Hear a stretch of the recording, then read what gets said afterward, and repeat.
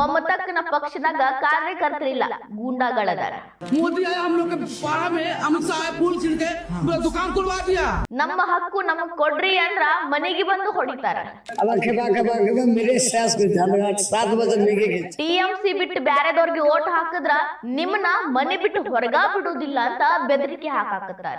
তাদেরকে ভোট দিতে হবে, এবছর যেন ভোট নষ্ট না হয়. ಕಾನೂನು ಭಯ ಇಲ್ಲ, ಯಾರ ಅಂಜಿಕೆನೂ ಇಲ್ಲ, ಯಾಕಂದ್ರ ಸರ್ಕಾರನ ಇವ್ರದೈತಿ. ಮಮತಕ್ಕನ ರಾಜ್ಯ ಜಂಗಲ್ ರಾಜ್ಯ ಆಗಿ ಬದಲಾಗತೈತಿ. ಪಶ್ಚಿಮ ಬಂಗಾಳದಾಗ ಎಲೆಕ್ಷನ್ ನಡೆಯೋದೈತಿ. ದೀದಿ ರಾಜ್ಯದಾಗ ಎಲೆಕ್ಷನ್ ನಡೆದಾಗ ಶಾಂತಿಯಿಂದ ಎಲೆಕ್ಷನ್ ನಡೆದಿದ್ದ ಹಿಸ್ಟ್ರಿನ ಇಲ್ಲ. ಟಿಎಂಸಿ ಗೂಂಡಾಗಳು, ಕಾರ್ಯಕರ್ತರಿಗೆ ಅಲ್ಲಿನ ಜನ ಗೂಂಡಾಗಳಂತನ ಕರೀತಾರೆ. ಯಾಕಂದ್ರೆ ಅವ್ರು ಮಾಡೋ ಕೆಲಸ ಎಲ್ಲ ಅಂತವ ಅದಾವ. ಎಲೆಕ್ಷನ್ ಟೈಮ್ನಾಗ ಆ ಗೂಂಡಾಗಳ ಅಟ್ಟಹಾಸ ಹೆಚ್ಚಾಗ್ತೈತಿ.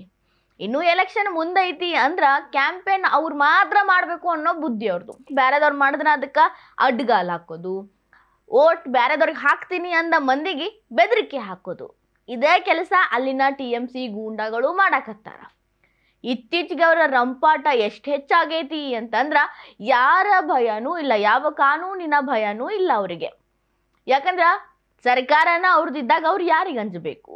At least court ಏರೇ ಅನ್ಸ್ತಾರೇನು? ಅದೂ ಇಲ್ಲ. ಯಾಕಂದ್ರೆ ನಿನ್ನೆ ಇಶ್ಯೂ ನಿಮಗೆ ಗೊತ್ತೈತಿ ಹೆಂಗ ಮಾಲ್ಡಾದಾಗ ಘಟನೆ ನಡೀತು ಅಂತ.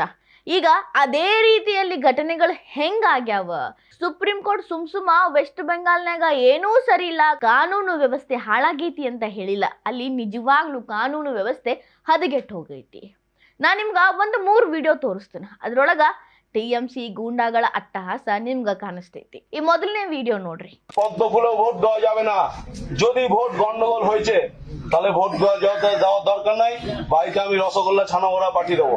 আর আমাদেরকে জিতিয়ে যদি কাজ করাতে হয় প্রত্যেকটা বিষয়ে, পাড়ার ছেলে পাড়ার লোক যারা তৃণমূল করে মানুষের পাশে থাকে 24 ঘন্টা, তাদেরকে ভোট দিতে হবে। এবছর যেন ভোট নষ্ট না হয়, পরিষ্কার ভাবে বলে দিচ্ছি, খাতা এন্ট্রি করা থাকবে, কোন বাড়ির কে ভোট দিচ্ছে আমরা সব মোটামুটি আমাদের ক্যামেরা থাকবে। এবার যা ভোট হবে সব লাইভ হবে। ಅಲ್ಲಿ ಪ್ರಚಾರ ಮಾಡಾಕತ್ತಿರೋದು ಟಿಎಂಸಿ ಕಾರ್ಯಕರ್ತರು. ಟಿಎಂಸಿ ಪಕ್ಷಕ್ಕ ಓಟ್ ಹಾಕ್ಬೇಕು, ಅಪ್ಪಿ ತಪ್ಪಿ ಟಿಎಂಸಿ ಬಿಟ್ಟು ಬಿಜೆಪಿ ಇನ್ನೊಂದು ಪಕ್ಷಕ್ಕೆ ಓಟ್ ಹಾಕ್ತೀನಿ ಅಂತ ಮನೆ ಬಿಟ್ಟು ನೀವು ಹೊರಗೆ ಬಂದ್ರ ನೀವು ಓಟ್ ಹಾಕೋ ಜಾಗಕ್ಕ ತಲುಪೋದೇ ಇಲ್ಲ. ಓಟ್ ಹಾಕೋದು ಬಿಡ್ರಿ, ನಿಮಗೆ ಮನೆ ಬಿಟ್ಟು ಹೊರಗ ಬಿಡಂಗಿಲ್ಲ ನಾವು ಅಂತ ಸ್ಟ್ರೈಟ್ ವಾರ್ನಿಂಗ್ ಕೊಡಕತ್ತಾನ. ಮತ್ತು ಮೈಕ್ ಹಾಕೊಂಡು ನಾವು ಅಷ್ಟು ಜೋರಾಗಿ ಹೇಳಕತ್ತಾನ. ಅವನಿಗೆ ಯಾರ ಅಂಜಿಕೆನೂ ಇಲ್ರಿ. ಅಲ್ಲಿನ ಮಂದಿ ಇವರ ಅಂಜಿಕೆಗೆ ಹೂ ಅನ್ನಬೇಕು, ಇಲ್ಲಾಂದ್ರೆ ಜೀವನ ತೆಗಿತಾರಂತ್ರಿ ಇವರು. ಇಲ್ಲಿ ಒಬ್ಬ ಮಹಿಳೆ ಮಾತಾಡ್ಯಾಳ. ಮೊನ್ನೆ ಅಮಿತ್ ಶಾ ಮತ್ತು ಮೋದಿ ಅವರು ಇಬ್ಬರೂ ವೆಸ್ಟ್ ಬೆಂಗಾಲ್ ಒಳಗ ರ್ಯಾಲಿ ಮಾಡಿದ್ರು. ಎಲೆಕ್ಷನ್ ಸಂದರ್ಭದಾಗ ಅವರು ರ್ಯಾಲಿ ಮಾಡಿದ್ರು. ಅಲ್ಲಿ ಹೋಗಿ ಜನರಿಗೆ ಓಟ್ ಕೇಳಿದ್ರು, ಸಮಾರಂಭ ಮಾಡಿದ್ರು, ಆ ಕಾರ್ಯಕ್ರಮದಾಗ ಭಾಗಿಯಾಗಿದ್ರು. ಅವರ ರೋಡ್ ಶೋ ಟೈಮ್ ಒಳಗ ಅಲ್ಲಿನ ವೆಸ್ಟ್ ಬೆಂಗಾಲ ಮಂದಿ ಅವ್ರ ಮೇಲೆ ಪ್ರೀತಿಯಿಂದ ಹೂ ತಂದು ಅವ್ರ ಮೇಲೆ ಹಾಕಿದ್ರು. ಹೂ ಹಾಕಿ ಮನೆಗೆ ಬಂದು ನೋಡ್ತಿದ್ರ ಆಕಿ ಅಂಗಡಿನ ಇಲ್ಲಂತ.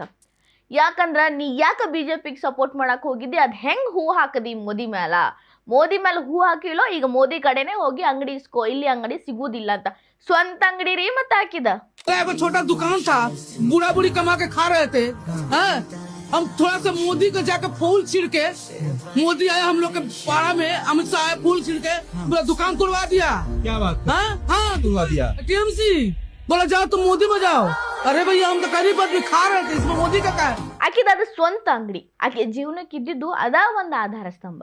ಅದನ್ನ ಬೀಳ್ಸಿ ನೀ ಬಿಜೆಪಿಗೆ ಯಾಕೆ ಹೋದಿ, ಆ ರ್ಯಾಲಿ ಒಳಗೆ ಯಾಕೆ ಭಾಗವಹಿಸಿದಿ, ರೋಡ್ ಶೋಗ ಯಾಕೆ ನೀನು ಹೂವ ಹಾಕಿದಿ ಅಂತ ಅಂಗಡಿ ಹಾಳು ಮಾಡಿಬಿಟ್ರು. ಇದಕ್ಕಿನ್ನ ಇನ್ನೇನು ಬೇಕ್ರಿ ಟಿಎಂಸಿ ಗೂಂಡಾಗಿರಿಗೆ ಉದಾಹರಣೆ? ಇಲ್ಲಿ ಒಬ್ಬಕಿ ವೃದ್ಧೆ ಅದಾಳ. ಆಕಿ ಟಿಎಂಸಿ ಸರ್ಕಾರದತಿಗೆ ಹೋಗಿ ಅಂದ್ರೆ ಮಮತಾ ಬ್ಯಾನರ್ಜಿ ಸರ್ಕಾರಕ್ಕೆ ಒಂದು ಲೆಟರ್ ಬರೆದು ಕೊಟ್ಲು.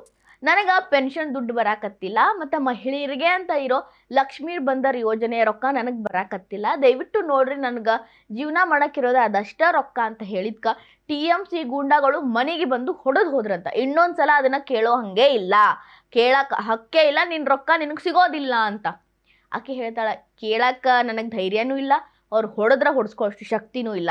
ಇರಷ್ಟು ದಿನ ಇರ್ತೀನಿ ಆಮೇಲೆ ಸತ್ತು ಹೋಗ್ತೀನಿ, TMCನ ಎದುರು ಹಾಕೊಂಡು ಪಶ್ಚಿಮ ಬಂಗಾಳದಾಗ ಇರಕ್ಕೆ ಆಗೋದಿಲ್ಲ ಅಂತ ಆ ಹುದ್ದೆ ಹೇಳ್ತಾಳ. না আমি টাকা ভাতারও পাই না, বেটা ভাতারও পাই না, লক্ষ্মী ভান্ডারও পাই কেন মমতা ব্যানার্জি বলছিল যে বার্ধক্য ভাতা দিচ্ছি, আমি পাইনি বেটা।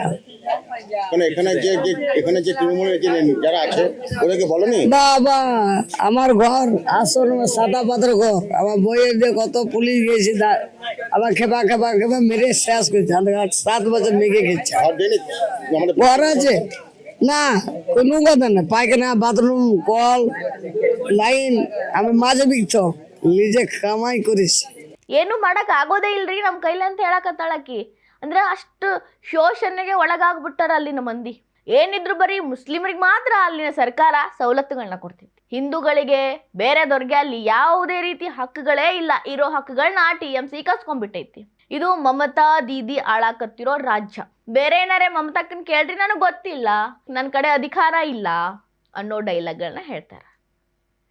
ಇಂಥ ಪಶ್ಚಿಮ ಬಂಗಾಳದಾಗ ಈಗ ಎಲೆಕ್ಷನ್ ಸಂದರ್ಭ, ಎಲೆಕ್ಷನ್ ಟೈಮ್ನಾಗ ಗುಂಡಗಳು ಇನ್ನಷ್ಟು ಅಲರ್ಟ್ ಆಗಿರ್ತಾರೆ. ಅದು ಎಷ್ಟು ಮಂದಿಗೆ ಇವರು ಕಾಟ ಕೊಡ್ತಾರೋ ಅಥವಾ ಸಮಾಧಾನ ಎಲೆಕ್ಷನ್ ನಡೀತಿತ್ತೋ ಗೊತ್ತಿಲ್ಲ.